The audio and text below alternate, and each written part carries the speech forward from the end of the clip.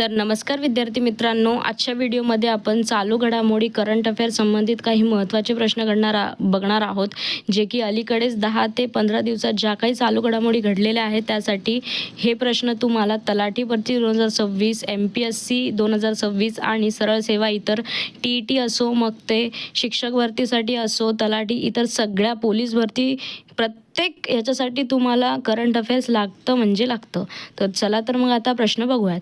प्रश्न क्रमांक 1, अलीकडे श्रीलंकेचा राष्ट्रीय विजय दिवस कधी साजरा केला गेला?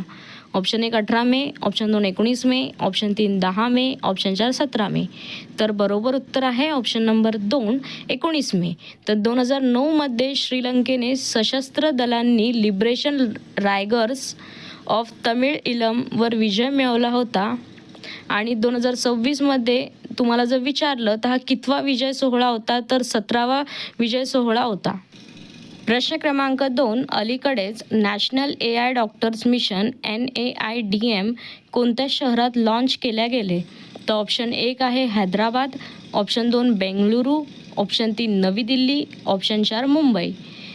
तर या प्रश्नाचं जे योग्य उत्तर आहे ते ऑप्शन नंबर 3 आहे नवी दिल्ली.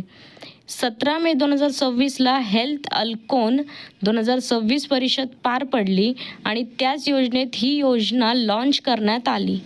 तर आता तुम्हाला याच्यावर विचारू शकतात की कोणत्या योजनेत ही योजना लॉन्च केली, तर याचं आपण उत्तर सांगू शकतो की हेल्थ अल्कोन 2026 या परिषदेमध्ये. आणि आता विचारलं जर नवी दिल्लीचे सध्याचे मुख्यमंत्री कोण आहेत, तर बरोबर उत्तर आहे याचं रेखा गुप्ता या सध्याच्या दिल्लीमधला CM आहेत.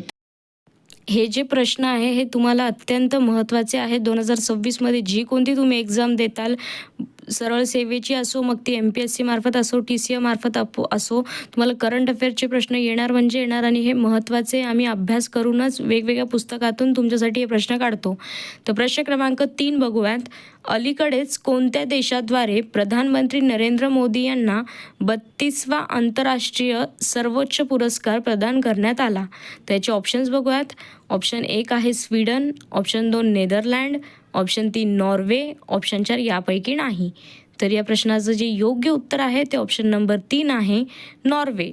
तर तुम्हाला याच्यावरचा प्रश्न विचारू शकतात की जो पुरस्कार देण्यात आला त्या पुरस्काराचे नाव काय आहे?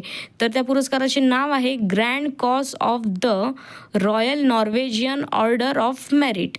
आणि हा पुरस्कार पंतप्रधान नरेंद्र मोदी यांना कोणाच्या हस्ते दिला, तर नॉर्वेचे राजे किंग हेराल्ड 5वे. हे सुद्धा महत्त्वाचे नाव आहे, लक्षात ठेवा, परीक्षेला विचारण्यात येऊ शकतात. तर प्रश्न क्रमांक 4, रोममध्ये आयोजित केलेले इटालियन ओपन 2026चा किताब कोणी जिंकला? ऑप्शन 1 आहे C Garin, option 2 de Jong, option 3 Casper Ruud, option 4 Jannik Sinner. तर या प्रश्नाचं जे योग्य उत्तर आहे ते ऑप्शन नंबर 4 आहे जैनिक सिन्नर.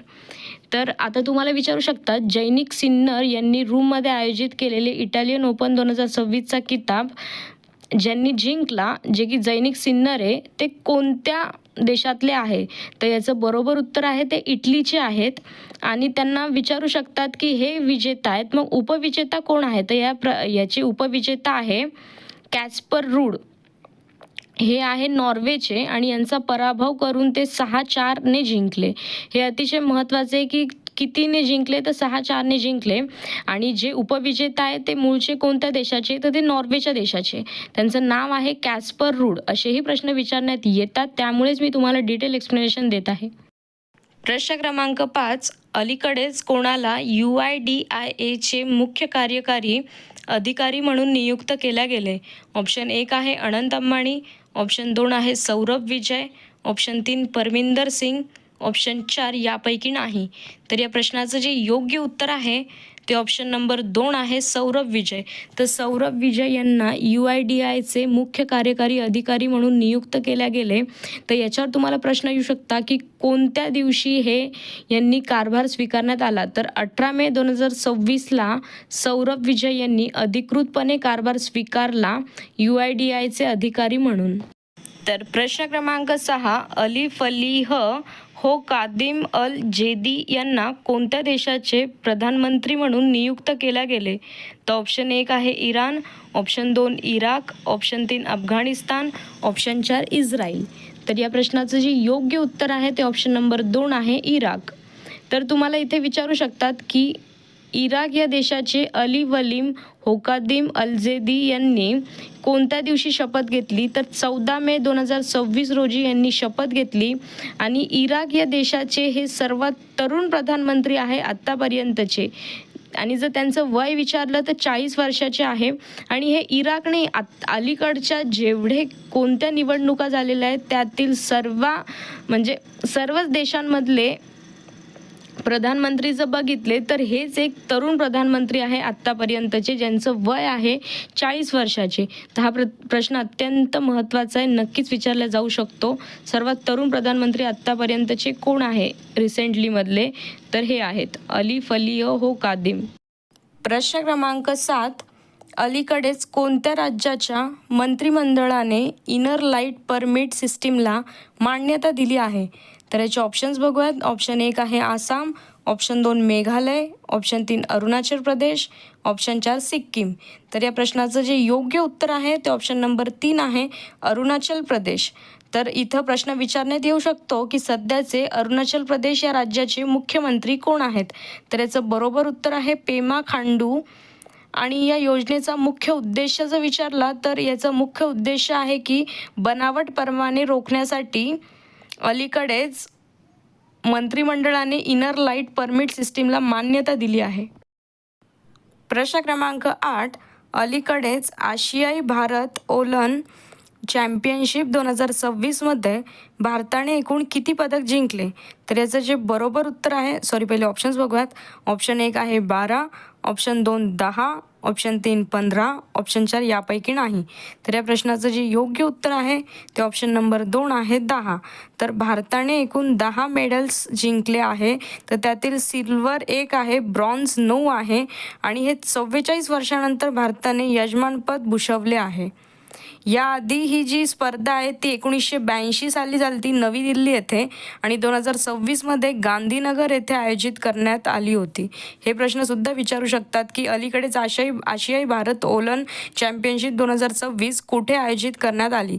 तर याचं जे योग्य उत्तर ठरेल ते गांधीनगर येथे आयोजित करण्यात आली.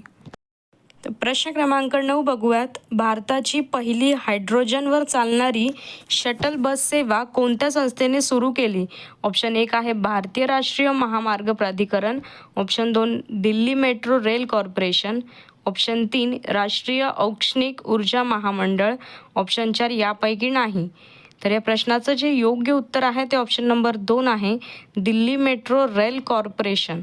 तर इथे तुम्हाला विचारू शकतात की दिल्ली मेट्रो रेल कॉर्पोरेशन यांनी कोणत्या दिवशी आणि कोणत्या साली ही रेल योजना चालू केलेली आहे, जी की हायड्रोजनवर चालणारी शटल बस सेवा आहे?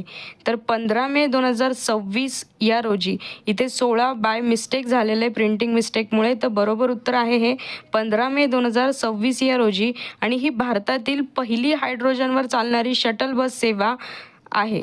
हे नक्की लक्षात ठेवा, महत्त्वाचा प्रश्न आहे. प्रश्न क्रमांक 10, पंतप्रधान नरेंद्र मोदी यांना कोणत्या देशाच्या अत्यंत प्रतिष्ठित royal order of polar star commander grand cross या पुरस्काराने सन्मानित करण्यात आले आहे? तर ऑप्शन 1 आहे Sweden, option 2 Russia, option 3 France, option 4 Norway. तर या प्रश्नाचं जे योग्य उत्तर आहे ते ऑप्शन नंबर 1 आहे स्वीडन. तर स्वीडनमध्ये गॉर्थनबर्ग विषय समारोहादरम्यान पंतप्रधान नरेंद्र मोदी यांना प्रतिष्ठित करण्यात आले आणि हा जर विचारलं कोणाकडून हा पुरस्कार भेटला तर स्वीडनचे राजे कार्ल 16वे यांच्याकडून. तर आजच्या व्हिडिओमध्ये आपण काही महत्त्वाचे अलीकडेच घडलेले करंट अफेअर्सचे महत्त्वाचे प्रश्न बघितलेले आहेत, जे की तुम्हाला प्रत्येक स्पर्धा परीक्षा 2026मध्ये अत्यंत महत्त्वाचे ठरेल. मग ती तलाठी भरती असो, TET एक्झाम असो, पोलीस भरती, SRPF भरती, नगर परिषद भरती, महानगरपालिका, प्रत्येक भरतीसाठी हे अत्यंत महत्त्वाचे प्रश्न. आणि आणखी अशाच प्रकारचे व्हिडिओ बघण्यासाठी आपल्या चॅनलला लाईक करायला विसरू नका, शेअर करा, सबस्क्राईब करा. व्हिडिओ आवडला असेल तर चॅनलला फॉलो करायला विसरू नका, नक्कीच फॉलो करा. आणि अशाच प्रकारची आणखी सिरीज मी तुम्हाला नाही का तलाठीची सध्या आणि TETची एक सिरीज चालू केलेली आहे. चॅनलवर व्हिडिओ अपलोडेड आहे. तुम्ही नक्कीच जाऊन एकदा चेक करा. त्याच्यावर आपण प्रश्नसंच घेत आहोत. त्यामुळेच धन्यवाद व्हिडिओ बघितल्याबद्दल.